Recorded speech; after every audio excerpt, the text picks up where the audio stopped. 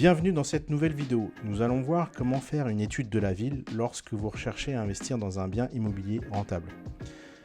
Une étude de marché de votre futur investissement locatif est ultra importante. Ça va vous permettre dans un premier temps de vous rassurer si vous manquez de confiance en vous pour votre futur projet. Et dans un deuxième temps de pouvoir être beaucoup plus confiante face à vos futurs vendeurs. Et même de pouvoir entamer sur un meilleur angle une négociation si besoin. Donc on peut avoir peur de se tromper, peur de se lancer, et le fait de passer en mouvement, d'être dans l'action, va vous apporter vraiment de la clarté. Donc au début, c'est complètement normal quand on se lance de penser à des choses comme ça. Et heureusement, parce que d'ailleurs, ça met de l'importance sur ce que vous allez faire, parce que c'est vraiment pas une baguette de pain que vous allez acheter. Alors peut-être que vous avez déjà une idée en tête sur la façon dont vous voulez exploiter votre futur bien immobilier. Vous avez peut-être envie de faire une colocation, une location saisonnière, de mettre même en location courte durée ou voire acheter un immeuble de rapport. Donc sachez de toute façon que la façon d'opérer c'est la même pour chaque type d'exploitation que vous allez vouloir faire. Donc votre objectif ça va être de trouver un bien dans un bon quartier, d'avoir un bon taux de remplissage tout au long de l'année, quoi qu'il arrive. Donc on parle souvent de l'emplacement, les trois emplacements. Bon voilà, on est un peu sur ce sujet-là, mais l'idée c'est vraiment de trouver donc le bon quartier, d'avoir surtout le bon taux de remplissage, c'est important parce que pour le coup vous pouvez trouver un bon emplacement, mais c'est le résultat qui compte, hein, c'est le taux de remplissage. Si vous êtes à côté de 10 investisseurs qui font la même chose que vous, ça va être compliqué quand même, vous allez être en concurrence. Donc voilà, c'est le but, l'objectif c'est vraiment d'éviter ce qu'on appelle des vacances locatives. Cette étude de la ville porte sur plusieurs paramètres, donc, et là nous allons voir tout de suite comment faire quand vous ne connaissez pas la ville, et même quand vous la connaissez, ce qu'il faut vraiment approfondir. Donc ici, je vais vous donner les outils que nous utilisons. Donc l'outil numéro 1, qui est à mon sens pour moi le plus important, c'est vos pieds. Alors je plaisante pas, mais voilà, la première vraie méthode, c'est clairement de vous déplacer, visiter les lieux. Effectivement, c'est de prendre le risque de perdre du temps. Et là, vous devez vous organiser pour vous rendre compte par vous-même. Donc prendre la température de la ville, aller voir le secteur que vous avez vu sur l'annonce, observer le quartier, toutes les infrastructures qu'il peut y avoir dans la ville, l'état des routes, des transports en commun également, tous les transports d'ailleurs, même le bus, comment c'est desservi. Observez le temps que vous mettez à atteindre l'emplacement par rapport à votre domicile, ça va aussi vous rassurer. Organiser une étude de la ville et s'y déplacer quand on a vraiment l'intention d'y investir, donc dans du locatif, eh bien ça se prépare. Une fois que vous avez trouvé donc des biens à visiter, vous allez devoir rassembler tous les centres d'intérêt de la ville. Et surtout, posez-vous la question, qu'est-ce qui va rendre attractif votre futur logement? Alors peut-être que vous ne savez pas encore ce qu'il est préférable d'acheter, et qu'en étudiant du coup le potentiel de la ville, vous allez trouver des idées. Ça va venir comme ça en fait. Vous allez vous dire, tiens, il est possible de faire ça, il est possible de faire ça. Je vous donne ici une liste de centres d'intérêt qui attirent donc du trafic sur les logements. Alors en premier, nous avons les écoles, tout ce qui est université, école supérieure, école d'ingénieurs, école donc spécialisée. On a les écoles vétérinaires, les écoles de médecine. Et toutes ces écoles-là, en fait, attirent. Les locataires donc, sont les étudiants, donc eux, ils aiment bien louer les studios. Il y a des colocataires également, donc tout pour les colocations. On a vraiment beaucoup de voyageurs. Les voyageurs, c'est ce qu'on appelle, on les appelle comme ça pour la courte durée. Et donc on peut avoir des jeunes actifs, donc des salariés qui suivent des formations professionnelles, des professionnels qui donnent cours dans ces établissements. On a les professeurs, enfin bref, on a vraiment du monde qui tourne autour des écoles et des universités.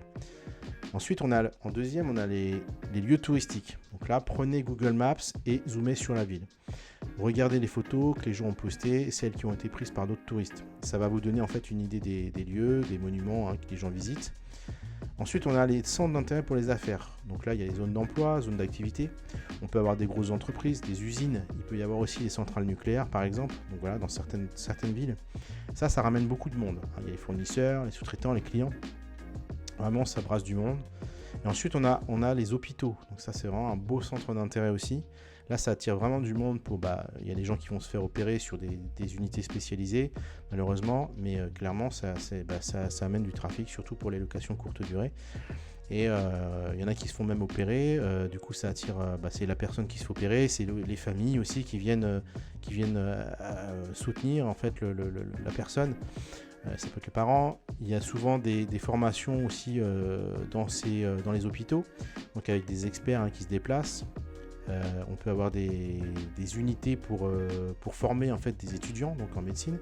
Donc voilà, vraiment les hôpitaux c'est aussi un beau centre d'intérêt. Et ensuite on a les parcs d'attractions.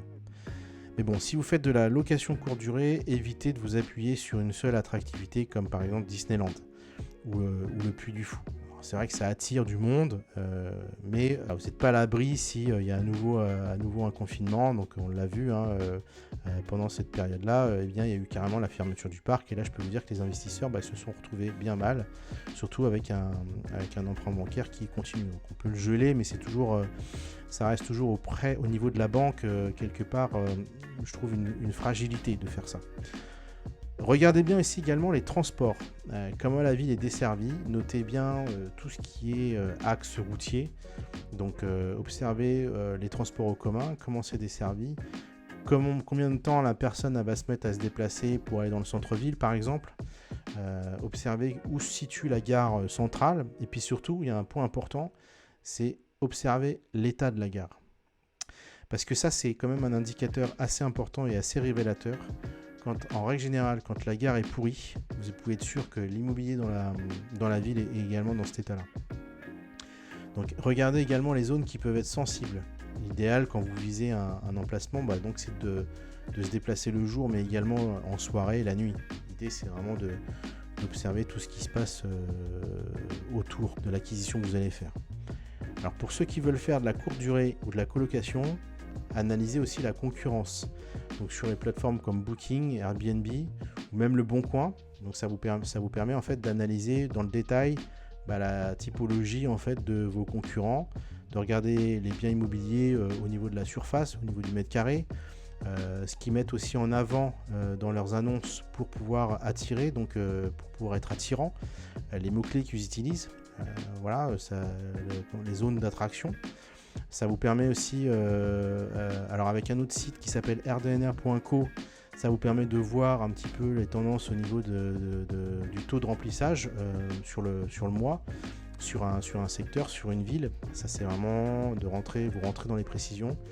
Le fait de faire cette analyse, ça permet également d'obtenir le montant des loyers que vous allez pouvoir avoir. En général, c'est quand même assez précis, puisque là les investisseurs ils ont aussi fait leurs études et puis ils se regardent entre eux, donc pour le coup ils vont mettre le prix en fait dans leurs annonces qui correspond à ce qui se passe sur le marché. Voilà, c'est toutes ces petites indications là, ça va vous permettre d'enrichir en fait votre étude et d'être très précis, de vous rassurer et puis de savoir d'apporter donc des précisions pour votre prise à la décision. C'est pas mal dit ça. Allez rencontrer des agences immobilières, des notaires, et puis même, n'hésitez pas à ouvrir les portes, poser des questions sur les besoins donc, en termes de logement sur la ville. Et normalement, en fait, ces personnes-là vont pouvoir vous renseigner, vous dire les besoins qu'ils ont, eux, sur la ville, qu'est-ce qui est le plus demandé. Est-ce qu'il y a, par exemple, une pénurie par rapport à tel type de logement, par rapport à la demande. Donc, eux, ils savent tout ça, en fait, c'est des professionnels, donc ils savent ce qui se passe sur leur ville. Je vous invite aussi à regarder, là on va vraiment rentrer plus dans le détail, les statistiques sur le site de l'INSEE. Donc là ça donne vraiment beaucoup d'indications sur la ville et son contenu. On peut même avoir le taux d'occupation pour déterminer donc les vacances locatives. En clair, si vous avez entre 8 et 9% sur la ville, là on peut dire que c'est un taux normal. Et si vous avez plus, vraiment il faut éviter.